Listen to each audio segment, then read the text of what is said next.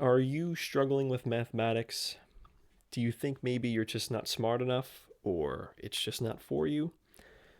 Well, in this video, I would like to invite you to consider another possibility.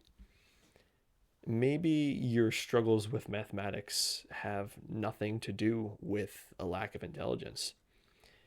Instead, maybe it's coming from fear. And in this video, I want to focus on the fear of asking questions. This can be a very scary thing for a lot of people because no one really wants to feel dumb. And math class is one of those classes where people who seem smart can just get it very quickly. They seem to have a very intuitive understanding of mathematics, and they're able to catch on at a rate that perhaps you can't. And there could be a lot of reasons for this. This might be factors such as they received better instruction when they were young.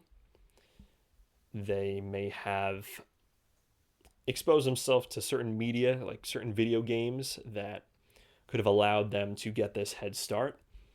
I'm sure there's many more things that could create this sort of dynamic, but it can give you the illusion that you're just stupid because you don't understand this topic and everyone else in the room seems to understand it. And in regards to that latter statement, you should really wonder if that's true.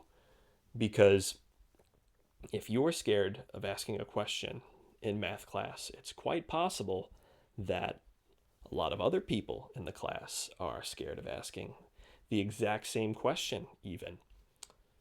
So if you were to ask that question, not only could you help yourself, but you can also help the other people in your class who were too afraid to ask.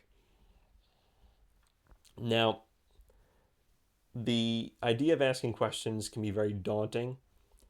I think the worst thing that someone is afraid of is being laughed at by the other students for asking what appears to be a dumb question, or maybe even